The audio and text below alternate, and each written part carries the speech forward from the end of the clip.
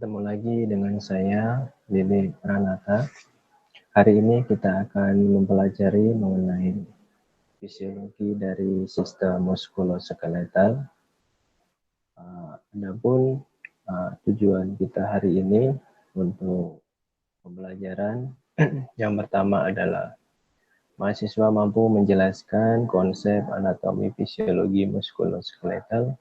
Kemudian yang kedua adalah mahasiswa mampu menjelaskan sistem penggerak. Mahasiswa mampu menjelaskan fungsi tulang, kemudian mahasiswa mampu menjelaskan faktor-faktor pertumbuhan tulang, kemudian yang kelima mahasiswa mampu menjelaskan mekanisme gerak. Untuk anatomi fisiologi tulang, ya, muskuloskeletal terdiri dari dua kata, muskulo dan skeletal. Muskulo itu artinya otot, kemudian skeletal itu artinya tulang. Jadi muskulo atau muskular adalah jaringan atau otot-otot tubuh atau ilmu yang digunakan atau ilmu yang mempelajari tentang otot-otot tubuh namanya miologi. Kemudian skeletal atau kita sebut dengan osteo, tulang kerangka tubuh atau ilmu yang mempelajari namanya osteologi. Muskuloskeletal disebut juga lokomotor. Mengapa lokomotor? Karena bagian untuk bergerak. Jadi ketika tidak ada tulang, tidak ada otot, maka manusia tidak akan bisa bergerak kemana-mana. Jadi hanya bed rest, ya. Untuk sistem pergerakan, jadi yang pertama harus ada saraf. Mengapa harus ada saraf? Karena saraf ini mengkoordinasi seluruh aktivitas manusia, baik itu yang digerakkan seperti seperti otot dan seperti tulang. Kemudian tulang di sini harus ada. Mengapa manusia diciptakan ada tulang? Bahkan tulang ini yang paling besar, ya, penting itu adalah tulang belakang. Ketika manusia tidak ada tulang belakang, manusia tidak dapat berdiri, tidak dapat duduk dengan tegap, dan sebagainya. Kemudian yang ketiga adalah sendi. Sendi ini juga sangat penting ketika kita antar tulang dengan tulang yang lain harus ada sendi sehingga dapat kita bisa gerakkan tulang-tulang kita. Kemudian ada otot. Otot ini seperti orang bilang namanya daging. Jadi otot ini lapisan yang melapisi tulang, kemudian membantu untuk proses pergerakan. Sistem otot terdiri dari yang pertama ada otot sendiri. Jadi kalau ada otot, yang kedua ada fascia, ada tendon. Jadi di bagian tulang tadi dilapisi oleh otot, oleh fascia, oleh tendon. Nah, kita akan bahas lebih dalam mengenai otot. Otot ini terdiri dari 40% berat badan. Jadi 40% berat badan kita itu isinya adalah otot. Kemudian fungsinya untuk apa? Otot fungsinya adalah gerakan voluntary, menegakkan tubuh. Jadi otot ini membantu kita untuk menggerakkan tubuh kita berjalan, berlari, atau berdiri, ataupun duduk, ya. Kemudian sebagian besar pada tulang. Jadi otot ini melekatnya pada tulang. Kemudian otot dapat dirangsang secara kimia, listrik, dan mekanik. Jadi di sini kimia yang dimaksud adalah beberapa energi-energi kimia yang ada di dalam tubuh atau di luar tubuh. Nah, ini listrik. Jadi listrik-listrik yang memang timbul pada tubuh kita atau yang dari luar. Kemudian mekanik ini cara kerja otot kita. Kemudian untuk otot khusus ini adalah otot jantung. Ini bekerja hanya di jantung, ya, berkontraksi pada jantung. Kemudian dilanjutkan dengan otot, ya. Tadi otot ada 3 macam. Jadi ada otot bergaris, ya. Otot bergaris itu kita sebut juga otot lurik, otot rangka, otot sadar, dan akan berkontraksi jika dirangsang oleh stimulus saraf. Ini otot bergaris. Ya, kemudian ini misalnya otot pada ekstremitas ini pada tangan, pada kaki, misalnya kita ada rangsangan, misalnya kita takut terhadap binatang buas yang ada di depan kita, maka kita akan lari. Kemudian otot polos. Otot polos ini ada di dalam tubuh, ya.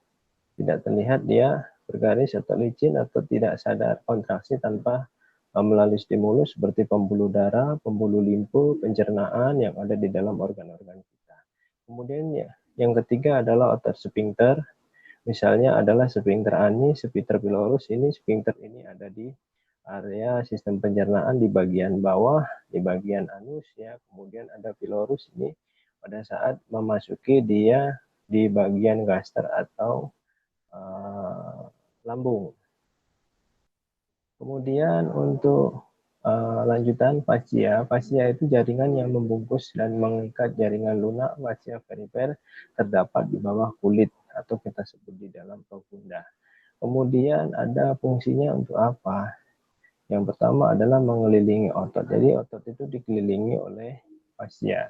Menyediakan tempat tambahan otot memungkinkan struktur bergerak satu sama lain dan menyediakan tempat pembuluh darah dan saraf.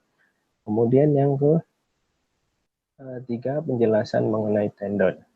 Jadi tendon itu apa? Pengikat otot pada tulang berupa serabut-serabut putih yang sedikit elastis. Jadi ketika kita melihat ada otot itu di ujungnya ada serabut-serabut putih. Nah, itulah yang disebut dengan tendon. Sebuah pita jaringan ikat yang melekat pada ujung-ujung dari tulang ya, fungsinya ya mengirimkan massa otot yang besar, mengonsentrasikan kekuatan pada salah satu tulang, menggabungkan beberapa tendon, sifatnya adalah protektif dan suportif di sekitar sendi. Kemudian kita lanjut. Nah, fungsi nanti kita bagi menjadi fungsi umum dan fungsi khusus. Secara umum, fungsi tulang yang pertama adalah formasi kerangka. Formasi kerangka itu apa? Yaitu membuat tubuh kita ini jadi tersusun dengan rapi, dengan baik, ya, kemudian menjaga kestabilan tubuh. Makanya ada rangka tubuh manusia yang terdiri dari beberapa tulang.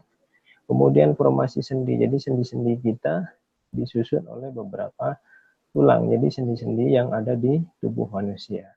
Kemudian perlekatan otot. Jadi tulang itu ya, jadi dibantu apa untuk pelengkatan otot satu dengan yang lain, kemudian sebagai pengungkit. Jadi tulang yang ada di tubuh kita bisa kita gunakan untuk mengangkat sesuatu, makan beban.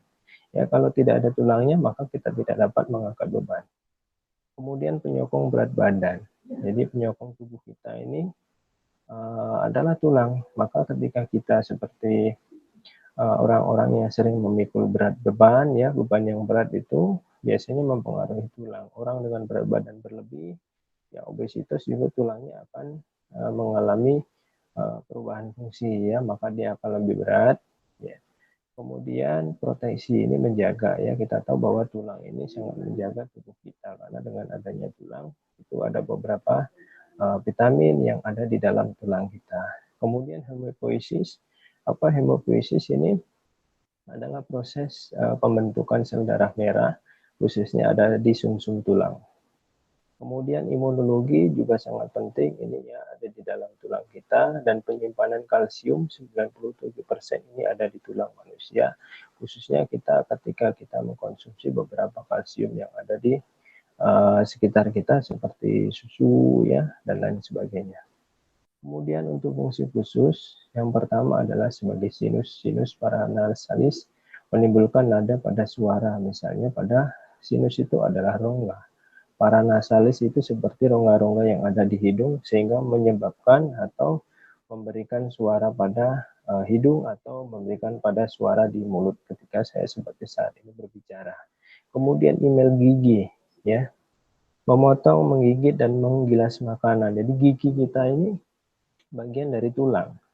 Jadi tulang-tulang yang sangat kuat ya, karena gigi kita ini sangat penting perannya ketika kita melakukan makan ya.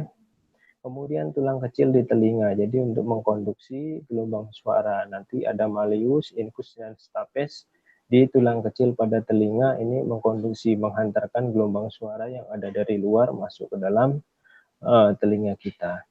Kemudian panggul wanita. Jadi panggul wanita itu kita penopang pada saat janin ya. Jadi ini memudahkan juga untuk partus atau melahirkan pada wanita. Nah, ini faktor-faktor pertumbuhan tulang. Mengapa tulang ini terjadi beberapa faktor yang mempengaruhi. Yang pertama pertama adalah hereditas. Ya, hereditas itu dari keturunan. Jadi kalau misalnya teman-teman di sini ada saudaranya yang tinggi besar atau keluarganya atau neneknya yang tinggi besar, kemudian ada yang kecil, ya maka kemungkinan besar ada bisa jadi keturunan Anda nanti bisa kecil atau tumbuh besar dan sebagainya. Kemudian nutrisi. Nutrisi ini apa yang kita makan, apa yang kita minum, ya ini akan mempengaruhi dari pertumbuhan tulang, khususnya di masa kita masih anak-anak. Kemudian faktor endokrin ini hormon, ya hormon yang mempengaruhi tubuh kita, yaitu hormon pertumbuhan. Kemudian faktor persarapan yang ada di tubuh kita, kemudian faktor mekanis yang ada di tubuh kita, kemudian ada penyakit-penyakit penyerta, ini juga bisa mempengaruhi dari pertumbuhan tulang manusia. Nah, ini adalah beberapa gambaran, ya. Di sini ada namanya sistem skeletal, itu terdiri dari 206 buah tulang yang terdiri dari sebagian besar ini ada aksial skeletal, ya. Ini terdiri dari tulang tengkorak 28 buah, kemudian tulang hyoid 1 buah, kemudian tulang vertebra 26 buah, kemudian tulang iga itu 24 buah, kemudian tulang sternum itu 1 buah. Kemudian ini bagian aksial, ya. Bagian aksial ini ada bagian kepala, ya, ada face itu 14 buah. Ini tulang bagian telinga ada 6 buah. 6 buah ini kiri dan kanan, ya. Kemudian hyoid ini 1 buah, ya. Kemudian vertebrata ini terbagi menjadi cervical 7 buah, thoracal 12 buah, coccygeus juga 4 buah. Kemudian ini ada lumbal 5 buah, sacrum 5 buah. Kemudian tulang iga kita ini terbagi menjadi 3, sejati ini 7 buah, tidak sejati 3 buah, dan melayang 4 buah. Kemudian dilengkapi di dada kita ada namanya sternum, itu 1 buah. Nah, kita lanjut ke apendikular skeletal. Apendikular itu adalah ekstremitas atas, itu bagian tangan, sendi, ya tulang bahu ini jumlahnya ada 64 buah, ekstremitas bawah itu kurang lebih 62 buah. Apa saja? Ini ekstremitas atas, ekstremitas bawah. Ya, ini mulai dari kepala ini 2 buah, ini skapula, ya. Skapula ada di atas, kemudian clavikula, kemudian humerus 2 buah, radius 2 buah, femur ini 2 buah, ini kanan dan kiri, ya. Tibia, fibula ini 2 buah, kemudian patella ini 2 buah, ini kanan dan kiri. Ya, ini yang bagian bawah, kemudian tarsal, kemudian palang. Ini sama dengan yang di atas, ya ini bagian tangan, ini bagian kaki. Kemudian secara garis besar fungsi tulang adalah ini secara umum, ya, melindungi bagian-bagian tubuh yang lunak. Jadi tulang ini melindungi tubuh yang lunak, misalnya kita contohkan adalah iga, ya. Tulang iga kita atau kita sebutnya costae. Jadi ini akan melindungi seperti organ-organ jantung, seperti organ paru-paru yang ada di dada kita. Kemudian di otak juga, ya, di otak kita di bagian kepala itu adalah tulang tengkorak. Ini sangat melindungi otak kita yang ada di kepala. Kemudian melakukan pergerakan. Jadi tulang ini juga melakukan fungsinya utama adalah melakukan pergerakan sebagai kerangka bagi tubuh sehingga tubuh dapat berdiri dan tegak. Kemudian untuk tulang-tulang digabungkan pada persendian oleh ligamen, ya, kemudian kartilago dan otot. Ya, tulang terdiri atas 2 jenis jaringan. Yang pertama adalah jaringan kompak atau yang padat. Jadi jaringan itu padat. Jadi tulangnya padat, kuat, ya, keras. Ya, itu terdiri dari tulang pipi dan tulang pipa. Jadi tulang pipa ini identiknya kita lihat adalah tulang-tulang yang panjang ada di dalam tubuh kita. Kemudian jaringan seperti spons berbentuk jalan. Kemudian ujung pula, ya, di ujung-ujung tulang, ya, ada ujung lapisan tulang, ya, seperti skapula, ya. Skapula ini nanti ada di bagian kepala, kranium, sternum. Sternum ini di dada bagian depan, iga-iga, ya. Nah, kemudian untuk periosteum adalah membran vaskuler, ya petrus yang melapisi tulang dan banyak pembuluh darah dijumpai di dalamnya. Jadi ini yang ada di dalam tulang ya. Jadi nanti ditemukan juga banyak pembuluh darah. Kemudian ada kartilago. Kartilago tulang rawan di bagian ujung-ujung dari tulang yang berwarna putih. Nah, ini namanya kartilago. Ya. Kemudian macam-macam tulang untuk kartilago, ini tulang rawan ya. Kita sebutnya tulang rawan kartilago itu. Yang pertama ada hialin. Hialin itu terdapat pada ujung tulang-tulang panjang seperti tulang pada tangan kita, pada kaki kita ya. Kemudian tulang fibrosa ini pada rongga cawan ya, di daerah tulang panggul dan rongga glenoid atau dari tulang skapula.